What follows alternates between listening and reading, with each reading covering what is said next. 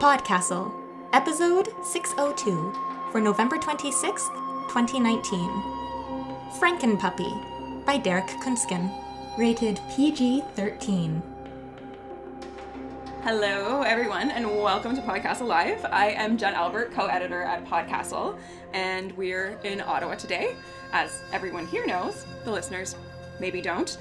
We are at CanCon live recording a story. The story that we're going to do today is by CanCon's very own Derek Kunskin, and it's called Frankenpuppy. Derek left molecular biology to work with street kids in Central America and eventually found himself working for the Canadian diplomatic world with refugees in Colombia. He now writes science fiction and fantasy in Gatineau, Quebec. He has 2 published novels, The Quantum Magician and The Quantum Garden, and he's also creating comics. He has a YA webcomic called Briar World at webtoon.com with artist Wendy Mulden, and a comic book version of Frankenpuppy on Comixology with artist Trevor Markwart in Flip Volume 2. We have a bunch of fabulous narrators today because this is a full cast production. So just sort of wave the narrators as I say your name so that people know who you are. So Brendan Crilly spends his days making stuff up and shaping, corrupting the minds of children. J.M. Frey is an author, voice actor, screenwriter, and professional smarty pants. Her novels have won several awards, including the 2019 Waddy Award and the Publisher's Weekly Best Book of the Year in 2011. Charlotte Ashley won the Award of Merit in the 1994 Sears Festival for the Performing Arts and absolutely nothing else over the next 25 years, so now she writes instead. Jay Ojik is an artist, writer, and TV producer who honestly, genuinely believes he can get through this without cussing. Bless his wee heart. Rati Mehrotra is a science fiction and fantasy writer who has a thing about telepathic blades, talking cats, and incomprehensible aliens. Sylvain Nouvel is totally on schedule writing his next novel and is not here hiding from his editor at all. And this performance is also going to feature all of you, the audience. So thank you for that. And make a little bit of noise so everyone can hear you. Your producer today is Katie Brisky, and she's going to talk to you a little bit about what's going to happen in the production and how you guys are going to help us. So Katie Brisky is an author and podcaster with short fiction across the internet, and a cat more famous than she is. Follow Guinness on Twitter. And our host is the fabulous Jen R. Albert, co-editor of PodCastle. She is an award-winning, nominated, declining, and destroying editor. So, welcome everyone to PodCastle Live. What we are doing with this production, which is kind of cool, is we are doing the Foley effects. So these are the sound effects. So this is when you use different objects to recreate sounds that you would hear in the production. So you're going to be seeing me up here with many common household objects being used in interesting ways to help bring our story to life. But one of the things that I am using to bring the story to life is all of you! So there are 2 key points in this show where we will need your help. There's going to be one point where we need you to roar, like Frankenstein reanimated monsters. When you see this sign, this one that says roar, you're going to have to roar, and when I put it away, you need to stop. So, you're quiet, and then... that was really good. I want you to reach deep into your hearts and find your inner undead reanimated being of horror. And we're gonna try it one more time. Are you ready? Okay.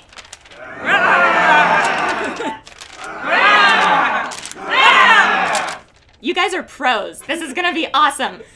Number 2 is there is a scene of general destruction and chaos.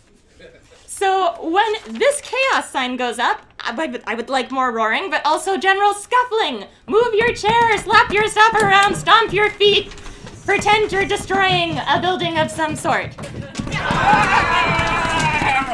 Oh man, you guys are the best actors ever. I love this. I quit.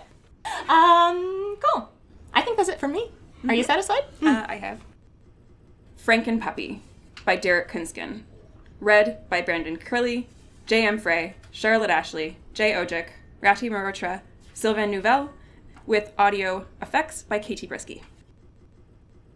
In the third yard, the puppy darted a suspicious look back at its tail.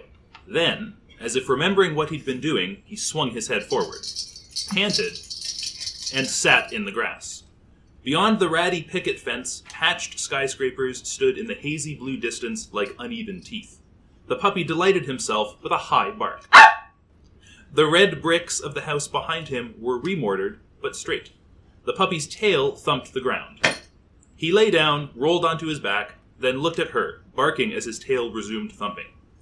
Child fingers, some bright pink, others brown, sewn with tiny stitches to a strong dark hand, brushed wonderingly at the soft fur before wriggling and tickling. Who's a good boy? The puppy stretched, then playfully wrapped his paws over her wrist and nipped at the tough skin with teething canines. Francesca giggled and yanked her hand away. The puppy yipped and followed her fingers, his swinging tail swaying his whole body. Two skinny arms, scarred and mismatched, lifted and hugged him. Her brown hair brushed the top of the puppy's head. The puppy wriggled a bit, his tail stilling. One arm was across his belly, and one was under his snout. He struggled uncertainly, his mouth opening wide.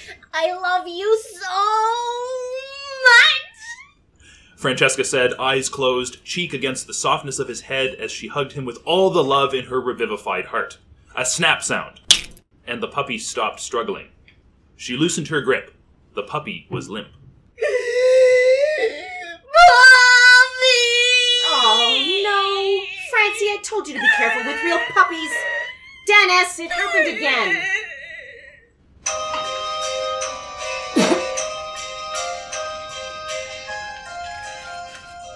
This is the fourth one. Why do you keep getting cheap ones? Dennis stood in the middle of the kitchen, a trail of oily steps leading from the garage behind him.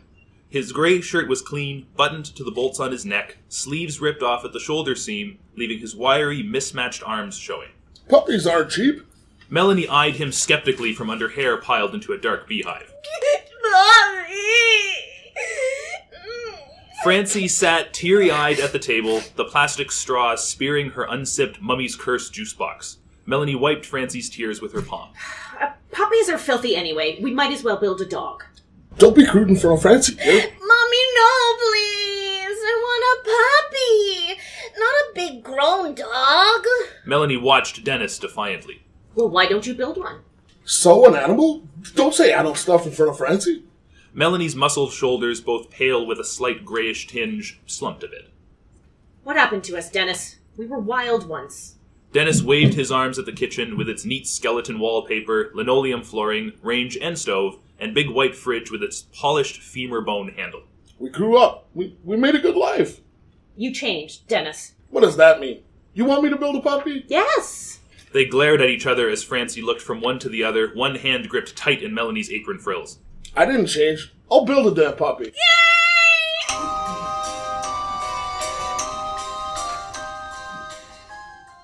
Roshni was peeking over Dennis's fence, straining her neck to better see the crackling blue welding light spilling from the garage into the evening. Roshni came to the foot of the driveway, then to the garage door. Two hanging bulbs lit dusty benches scattered with parts and tools. Roshni straightened her name tag. She smoothed her hair over a wide, hairless skin graft reaching almost to the crown of her head. Dennis was forcing the tip of the welder into small metal cervical joints, his welding mask lifted high so he could better see. Is that a dog skeleton? Dennis started, spinning to block the view with his body. The welder dropped. So did one of the metal legs attached to what looked like a spine. What? No, hi Roshni. How's Suresh? Don't be embarrassed. I'm with the Frankensteiner Church. Roshni picked up the leg from the floor and handed it to Dennis. Is your wife upset you're building a dog? Dennis took the stiff skeletal limb, his fingers tracing nervous lines on it. She experimented with xenografts in college. Just for medical research, of course. Awkwardly, Dennis turned to test the torque on a silver drill. Have you thought of letting Frankenstein into your heart? The Sown Baptismal Church of Frankenstein opens its... Look, I really have to build a puppy. I'd appreciate it if you kept this quiet. I didn't tell anybody about that thing in your pool. Dennis positioned the drill bit against a metal vertebra. Roshni scratched at skin flaking around the bolts in her neck. Dennis's muscles bunched as he leaned into the spinning drill. Steel shavings peeled off. It looked like the drill was going to get through and maybe pierce his hand when the vibrations shook off another leg. It's so transgressive. We'll keep it inside. No one will know. Are you sure you don't already believe in the Frankenstein? Dennis selected a long, crooked needle threaded with old electrical wiring and tried to figure out how to sew the fallen leg back into the joint where the weld had broken. You can make a puppy-sized body out of steel, but it'll short-circuit during the revival process. Dennis eyed her. My father sewed me together himself at night, after the other factory workers went home. He taught me how to sew. Dennis lowered the needle and leaned the two-legged dog skeleton against the wall. Melanie and I killed fresh humans to make Francie. We sewed and electrified her together. He looked at the needle and repurposed wire. Now we seem to be angry a lot. You made your own daughter with the same process the Creator used to make the first sewn people. Why are you an atheist? Dennis put on his reading glasses and examined the hip joint. Come, see the sanctity of the Frankenstein. I have to build a puppy. He succeeded in forcing the needle through the small steel hole, but then the spine snapped. It all collapsed. Roshni touched Dennis's arm. I'll help you.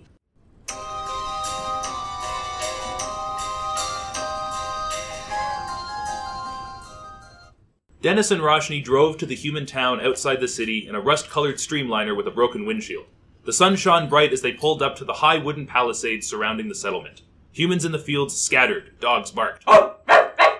Pitchforks and torches were brandished defiantly at the gates. Dennis stepped out, balancing coffee, sunglasses, and keys as dogs retreated. They must have sturdy dogs here. Anything not sewn breaks pretty easily. A human threw a torch. The dogs cowered and tried to slink away from Dennis. He handed his coffee to Roshni and bent to examine one of them. He felt at its internal organs. The dog flinched and yelped and scrambled to run. Dennis let it. Even adult dogs are flimsy. Maybe if I sewed two together... Dennis surveyed the pack, still barking. Grow stronger, dogs! He yelled at the humans and took his coffee. Maybe check the free-range humans? Their dogs might be tougher. It seemed like a futile hope. Do you honestly believe one of these made us? Dennis gestured at the cowering humans. That's why they call it a miracle. Dennis took one of Roshni's forearms, looking at it through his reading glasses. This might make a good puppy foot. Roshni pulled away her arm. The church and law say the same thing. Only sew with human parts. The sewn are sanctified because we have intelligence. But we've made some real live animals. Dennis swatted Roshni's arm. Pervert? They're at the freak show at the Bible camp. Do you want to see? Only perverts go to freak shows. One dog came close, barked loud enough to scare itself, and ran off. Yes.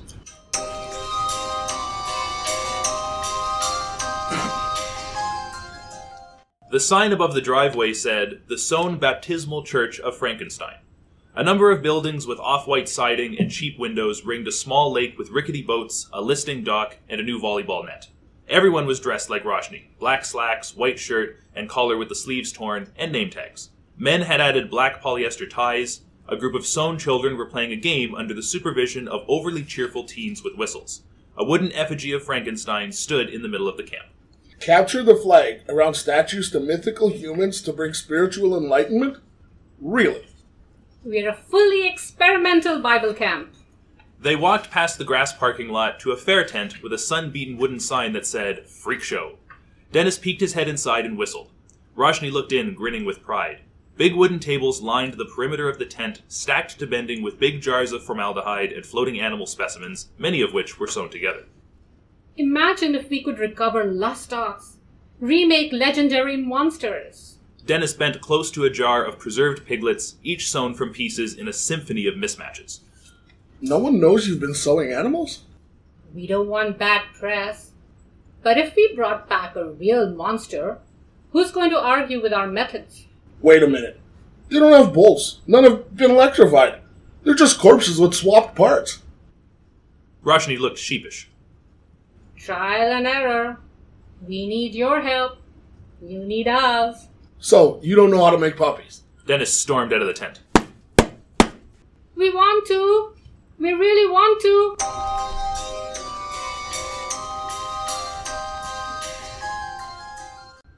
Melanie lay in bed, propped on pillows, wearing a sheer nightgown that revealed her many seams and scars. Dennis paced under the bare light bulb. Wolves howled at a full moon. They didn't know anything, Mel. Their freak show was a joke. freak show? He leaned on the windowsill, looking out at Roshni's stupid pool, now filled with dirt. Melanie put a hand on his back. What kind of idiot walks around with a name tag? What freak show? They just want to look scandalous to get converts to feel dangerous. He turned. They were very close. She curled a finger around one of his bolts. Tell me you're going to sew animals. He pulled the cord on the bulb, leaving just the moonlight. Oh, I'm gonna sew animals. You're such a monster. Their silhouettes merged. Dennis hadn't put on his tie. Melanie was still in her housecoat with her hands on his shoulders. He noted the latest answer from his calculator on the sheaves of paper laying on the table. Francie poured milk on her Mummy-O's cereal. There's still too much resistance for the puppy's body to take a full charge. It'll cook. You can't do it? Only a full-size dog body could take a revival voltage. Daddy, I want a puppy! The grafting specimens gave me some ideas, though. If we go to church, can I see the freak show? The Baptist church? We'll call it a date night. I don't want date night at church. Yes, you do. Francie giggled, not understanding. She watched her mother look strangely at her father and then finally whisper in his ear. His expression became increasingly shocked. What are you saying? Mommy? Mommy? What are you saying? Quiet, honey. Mommy has some good ideas about puppy making. Yay!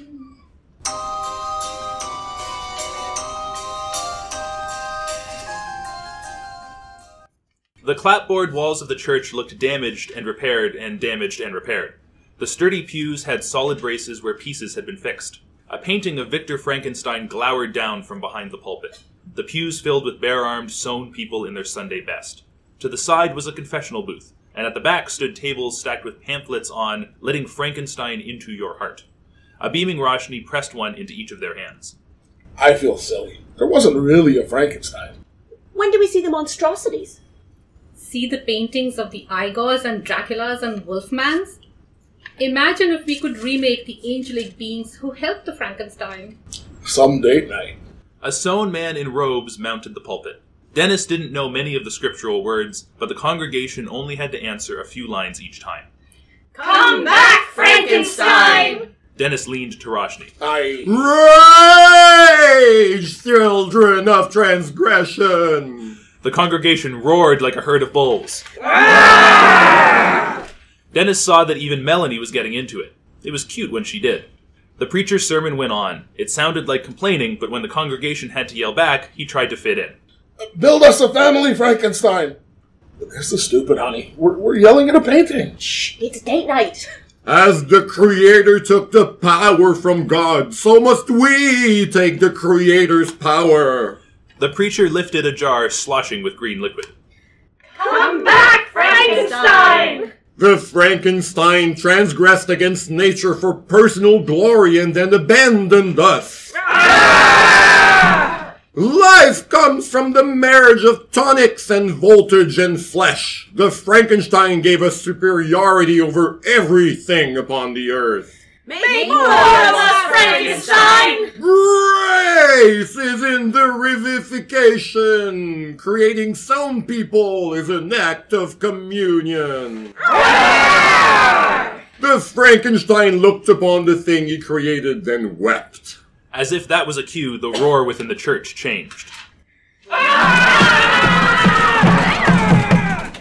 The congregants wrenched and tore and hit the pews, the floor, the walls, bellowing, trying to rip up anything they could to smash. Dennis helped Melanie rip the pew out of the floor. They heaved together, barely missing a family punching the pulpit. Dennis and Melanie smiled in a sudden stillness encompassing only the two of them. Melanie tugged him by the hand. Let's violate the confessional.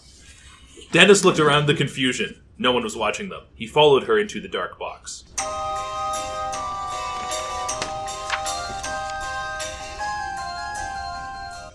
The church was a shambles, as it probably was each week. Pews were smashed, walls bore dents, birds flew through broken windows. Everything was damaged except the painting of Frankenstein. A sewn man in coveralls with fine fingers swept the floor and barely looked up at the emerging couple. No one else was here. Wrecking the church felt good, but what's the point? If there ever was a real Frankenstein, he's dead. We don't need him now. We should go terrorize a human village. We haven't done that in years. They held hands under the Frankenstein painting. Society says sewing animals is perverted. But I think people are just worried that if an animal can be sewn, what's left about us that's special? Her shoulders slumped a bit, but she smiled at him. You don't have to sew a puppy, honey. Francie will get over it. I just got frustrated with asking, is this all there is? He looked at her fingers, uneven, mismatched, different skin colors, all sewn to muscular hands. They were magnificently ugly, unnatural, and beautiful. Being sewn doesn't give us grace. Transgression does. We take grace, like everything else we've seized from nature and chaos. She kissed him again.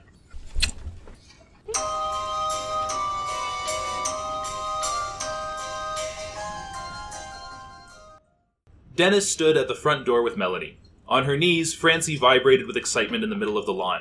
Roshni and a few neighbors looked over the fence, their scarred foreheads sweaty in the sun. Are you ready, Pumpkin? Yes, yes, yes, yes, yes, yes, yes! Dennis opened the door. A big ghoulish dog bounded onto the lawn. Francie's eyes widened in confusion at its deep chest and its wide mouth and its huge head, sewn onto a big neck, the skin still showing where he'd shaved the body parts. It was a big dog's body, capable of taking a full revivification charge without burning.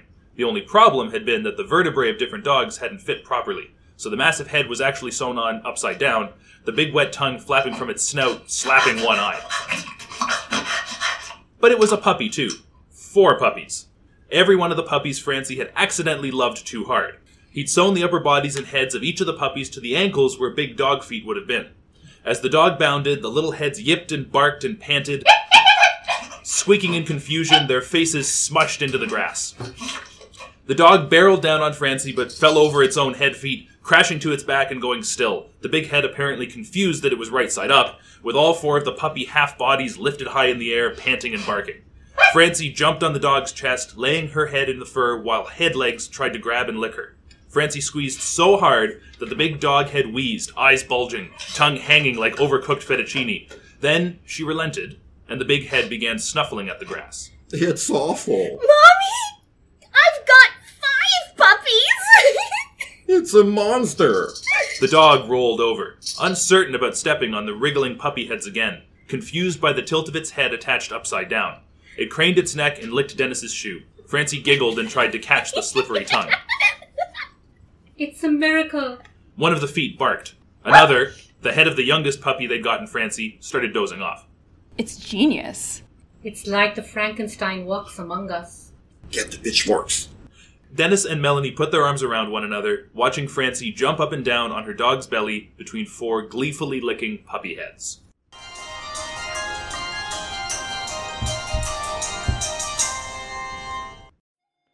So, on behalf of everyone at PodCastle, our audio producer, Peter Baravesh, our audio producer for this time will be Katie Brisky, assistant editor and host Setsu Uzume, my co-editor Sheree Clark, and myself, and our fantastic first readers, Matt Dovey, Aidan Doyle, Ebony Dunbar, Amelia Harrington, Kai Hudson, Davin Martin, Catherine McMahon, Ace Radcliffe, Julian Jarboe, Craig Jackson, Julia Patt, Hamilton Perez, and Eleanor Wood. It's a big, big family.